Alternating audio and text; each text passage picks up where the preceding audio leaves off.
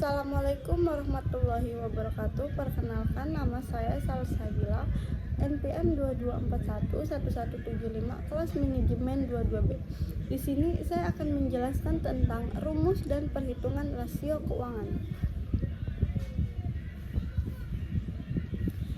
Apa itu analisis rasio keuangan? Analisis rasio keuangan adalah upaya yang dilakukan untuk mengukur keadaan keuangan dalam perusahaan atau bisnis. 2. Cara menganalisis rasio keuangan yaitu dengan memanfaatkan data dari laporan keuangan untuk membuat perbandingan. Yang ketiga, dibanding akuntansi, analisis rasio keuangan biasanya dilakukan di akhir periode perusahaan dalam satu tahun. Analisis rasio keuangan ini umumnya dimanfaatkan untuk menentukan strategi pada perencanaan perusahaan atau bisnis di masa mendatang.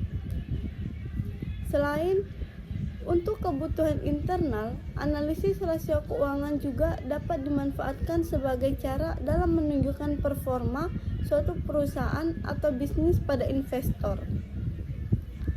Melalui analisis tersebut, harapannya akan terlihat potensi kekayaan dalam mendapatkan investasi atau dana. Jenis-jenis rasio keuangan. Cara menganalisis rasio keuangan dapat ditentukan dari jenis yang ingin dilihat. Di bawah ini adalah beberapa jenis rasio keuangan. 1. Rasio solvabilitas.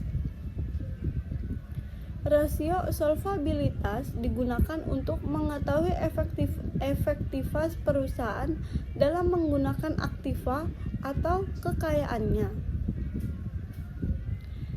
Adapun cara menganalisis rasio keuangan dengan jenis ini sebagai berikut. A. Rasio utang. Cara menghitung rasio utang yaitu membagi jumlah utang dengan jumlah aktiva perusahaan atau bisnis. Perhitungan ini dapat memberikan informasi tentang besarnya aktiva suatu perusahaan atau bisnis untuk melihat beberapa besar jumlah aktiva yang dibiayai oleh utang. Semakin rendah persentasenya, maka semakin baik. Berikut adalah rumusnya. Rasio utang sama dengan jumlah utang dibagi jumlah aktiva dikali 100%.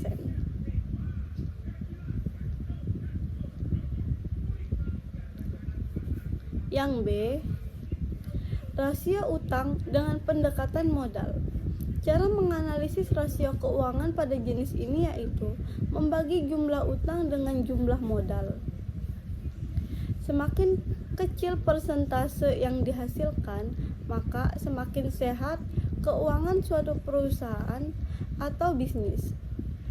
Hal tersebut berarti utang yang dimiliki tidak melebihi modal. Berikut rumus perhitungannya. Rasio utang sama dengan jumlah utang dibagi jumlah modal dikali 100%. Yang kedua, rasio likuiditas. Rasio likuiditas adalah jenis perhitungan yang digunakan untuk melihat kemampuan likuiditas suatu perusahaan. Perhitungannya memperhatikan aktiva lancar dan utang lancar yang dimiliki. Berikut adalah beberapa jenis rasio likuiditas. A. Rasio lancar. Perhitungan rasio lancar yaitu membagi aktiva lancar dengan utang lancar. Persentase hasilnya dapat memberikan informasi tentang kemampuan perusahaan membayar kewajiban lancar dalam jangka waktu yang pendek. Berikut cara menganalisis rasio keuangan pada jenis ini. Rasio lancar sama dengan aktiva lancar dibagi utang lancar dikali 100%. Yang B, rasio kas. Cara menghitung rasio keuangan pada jenis ini yaitu menjumlahkan kas dan aktiva yang setara kas. lalu membagi hasilnya dengan utang lancar. Jika hasilnya mendekati 100%, maka akan semakin baik bagi perusahaan atau bisnis. Berikut rumus perhitungannya. Rasio kas sama dengan kas tambah aktiva setara kas dibagi utang lancar dikali 100%. Yang C, rasio cepat. Rasio cepat adalah hasil selisih aktiva lancar dengan persediaan kemudian dibagi utang lancar. Persentasenya dapat menunjukkan kesehatan keuangan suatu perusahaan atau bisnis. Semakin mendekati 100%, maka semakin baik. Berikut adalah menghitung rasio keuangan pada jenis ini. Rasio cepat sama dengan aktiva lancar kurang persediaan dibagi utang lancar dikali 100%. 3. Rasio aktivas. Rasio aktivas digunakan untuk melihat produktivitas aktiva-aktiva yang dimiliki dalam perusahaan atau bisnis. Adapun beberapa jenis rasio aktiva yaitu A. Rasio perputaran persediaan. Rasio perputaran persediaan digunakan untuk mengetahui likuiditas perusahaan. Semakin tinggi rasio yang dihasilkan, maka semakin baik pengelolaan persediaannya. Berikut cara menghitungnya. Rasio perputaran persediaan sama dengan harga pokok penjualan dibagi persediaan. B. Rasio perputaran piutang. Rasio perputaran piutang digunakan untuk mengetahui besaran piutang perusahaan atau bisnis. Semakin besar perputaran piutangnya, maka semakin baik bagi keuangan perusahaan. Berikut adalah cara menganalisis rasio keuangan pada jenis ini. Rasio perputaran piutang sama dengan jumlah piutang dibagi rata kurang rata piutang. Cara perputaran aktiva tetap. Rasio ini menunjukkan kemampuan perusahaan dalam menghasilkan penjualan dengan menggunakan aktiva tetap. Semakin besar rasionya, berarti semakin baik keuangan perusahaan atau bisnis. Cara menghitung rasio keuangan pada jenis ini adalah sebagai berikut. Rasio perputaran aktiva tetap sama dengan penjualan bagi aktiva tetap. Yang D, rasio perputaran total aktiva. Cara menghitung rasio ini adalah dengan membandingkan penjualan dengan jumlah atau total aktiva perusahaan. Total aktiva terdiri dari aktiva lancar dan aktiva tetap. Aktiva besar rasionya, maka baik. Berikut cara menghitungnya. Rasio perputaran total aktiva sama dengan penjualan dibagi jumlah aktiva. Yang keempat, rasio protabilitas. Rasio protabilitas digunakan untuk menghitung laba suatu perusahaan atau bisnis. Perhitungan rasio ini dapat digunakan dalam beberapa jenis berikut. Yang A, rasio margin laba kotor. Jenis rasio ini digunakan untuk mengetahui perbandingan antara laba kotor dengan penjualan. Semakin besar hasil rasionya, maka keuangan perusahaan semakin baik. Berikut cara menghitungnya. Rasio margin laba kotor sama dengan laba kotor bagi penjualan. Yang B, rasio margin laba bersih.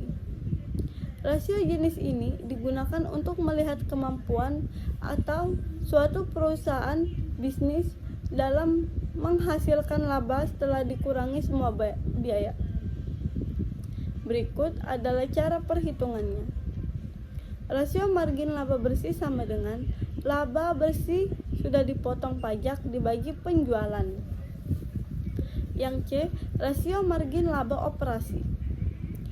Rasio ini digunakan untuk menghitung laba yang dihasilkan sebelum terkena pajak dan bunga. Berikut cara menghitungnya. Rasio margin laba operasi sama dengan laba sebelum pajak dan bunga dibagi penjualan. D. Return on investment atau yang disebut juga ROI. ROI adalah rasio yang dimanfaatkan untuk mengetahui kemampuan perusahaan dalam menghasilkan laba terhadap total investasi. Cara perhitungan seperti di bawah ini. Rasio ROI sama dengan laba setelah dipotong pajak dibagi investasi. E. Return on asset. ROA adalah rasio yang berisi informasi tentang besarnya aset perusahaan untuk menghasilkan keuntungan. Cara menghitung rasio keuangan dengan jenis ini adalah sebagai berikut. Rasio ROA sama dengan laba sebelum pajak dan bunga dibagi jumlah aset. Tujuan analisis rasio keuangan yaitu tujuan analisis keuangan adalah membantu memberikan gambaran atau informasi keuangan pada berbagai pihak yang terlibat dalam perusahaan atau bisnis, termasuk juga investor.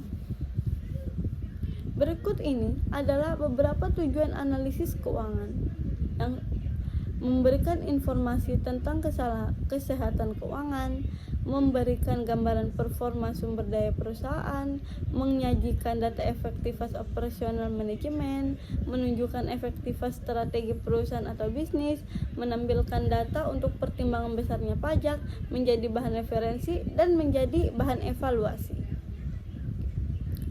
Metode analisis rasio keuangan yaitu 1. Bagaimana cara menganalisis laporan keuangan yang tepat?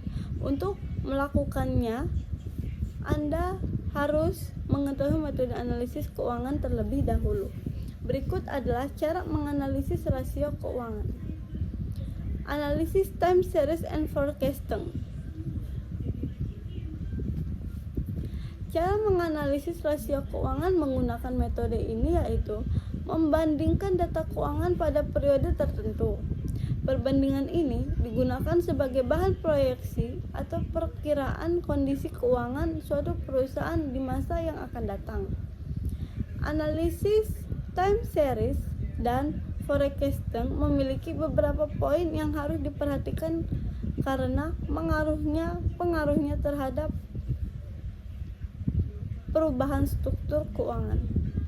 Poin-poin tersebut diantaranya adalah peraturan permintaan, perubahan kompetisi, akuisisi, dan perubahan teknologi.